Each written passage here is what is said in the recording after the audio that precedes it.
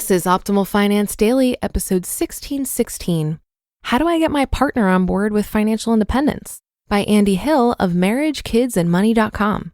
And I'm your host and personal finance enthusiast, Diana Merriam. This is a show where I narrate posts from thought leaders in personal finance every single day of the year in 10 minutes or less.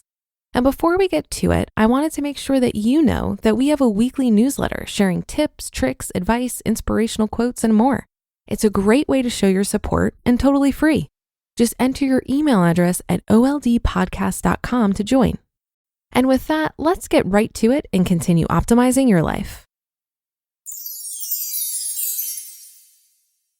How do I get my partner on board with financial independence? By Andy Hill of marriagekidsandmoney.com. There's just something about personal finance and financial independence. Once it clicks, people want to jump in with both feet.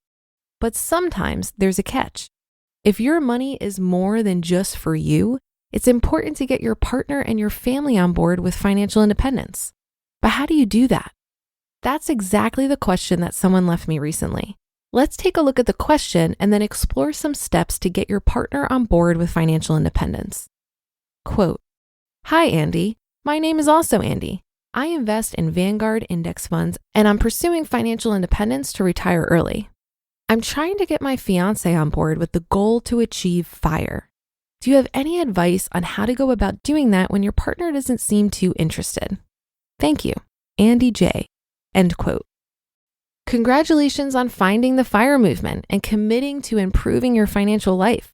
While I love the concept of FIRE and it's often misunderstood based on the retire early part, getting someone you love on board with what can be seen as a radical concept in our society can be quite difficult. I made many blunders with this in my relationship. Here are just a few. Encouraging my new wife to sell her car that she loved. Continuing to talk about numbers, facts, and figures when my wife wasn't motivated by them. And pressing hard for financial independence, ignoring my wife's needs, and ending up in marriage counseling for it. Now, I'm not saying that financial independence and FIRE is a bad idea. In fact, I think it's a fantastic idea if executed in accordance with what works best for your relationship. Ways to get your partner on board with financial independence. Because I suspect you love your fiance more than you love being able to achieve financial independence, let's talk about how to choose your path together. That may look like the traditional FIRE path, or it may be your own unique version that works well for you and your fiance. I think when we look at our finances in a black or white way, it can cause a lot of tension in relationships. So with that in mind, I have a few ideas for you to try. Ask your partner some fun questions. Since you two are entering into a lifelong partnership together, I'd recommend finding out as much as you can about your fiance's dreams, passions, and desires for life. With this information, you'll be able to be a more empathetic partner and perhaps find a middle ground for a version of financial independence that works best for both of you. So during your next date night, not in passing, ask your fiance some fun life questions. Here are a few to get the ball rolling. Number 1, what do you spend your money on that makes you happy? This question will give you a preview of your partner's passions and what makes them smile. These could be indicators for you on what are your fiance's must-haves in your relationship. If you come up to your partner when you're planning your FIRE journey and say, "We need to cut out clothes shopping," and they love clothes shopping, this can spell disaster for your relationship and your chances at FI. Number 2, if you had $1 million and had to give it away, what would you do with it? Your partner's answer to this question reveals where their passions lie. Are they all about family? Are they all about saving the planet? With financial independence, these dreams for giving back time and money may become more of a reality. Also, see how you can incorporate a small version of this passion today. Number 3, what are your dreams for life? You're getting married because you love your fiance. You want the best for them. Together, you're going to be enhanced versions of yourselves and go where you've never gone before. So where is that place for your partner? Do they want to travel the world? Are they interested in having a bunch of kids and being involved in their activities and sports? Do they want to own a business someday?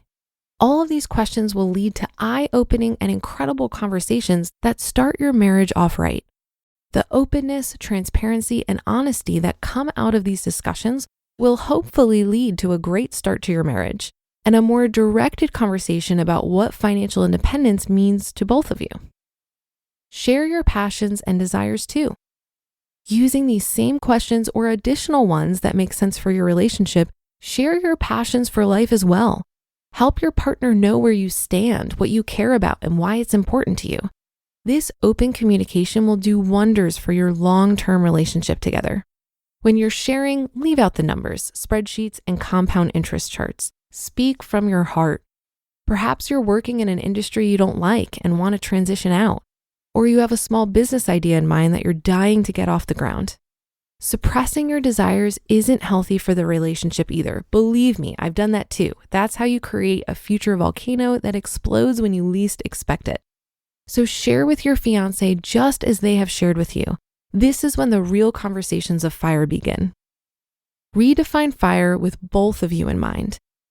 With this newfound information on both sides, I'd like you to throw out the fire playbook and write your own script. That's right, get rid of some of the fire classics of cutting the cord on cable, buying rental properties, and shopping at Aldi, because your fiance might love cable TV. They may never want to own a rental property, and they may be a diehard for Whole Foods. Craft your plan with your fiance's needs in mind and your needs in mind. I'll give you an example. When Nicole and I were working together to help me transition out of my career and into a life of entrepreneurship, I brought up that having a cleaning lady seemed like a waste of money and we should cut it out of our budget. Oh man, that was a bad move. Nicole absolutely loved and still does that type of help around the house. She craves a tidy, clean, and orderly home. So when I threatened that tidy, clean, and orderly home with my budget crunching, that did not go over well. That was one of her must-haves.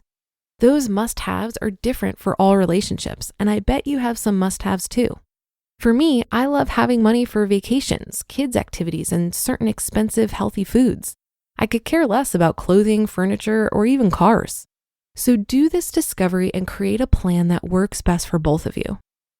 Closing thoughts on how to get your partner on board with financial independence. I've spoken to dozens of couples about their fire path, plans, victories, and failures. One resounding theme from most all of them was they wish they hadn't been so intense and raced to the finish line as quickly as they did. So as you're planning your path to fire, whether it's investing in the stock market or real estate, make sure you're putting your relationship first so that you have someone to enjoy your financial independence with. You just listened to the post titled, "How Do I Get My Partner on Board with Financial Independence?" by Andy Hill of marriagekidsandmoney.com. This article reminded me of a great documentary about the fire movement called Playing with Fire. If you haven't seen it, I highly recommend it. You can check it out now on Amazon Prime.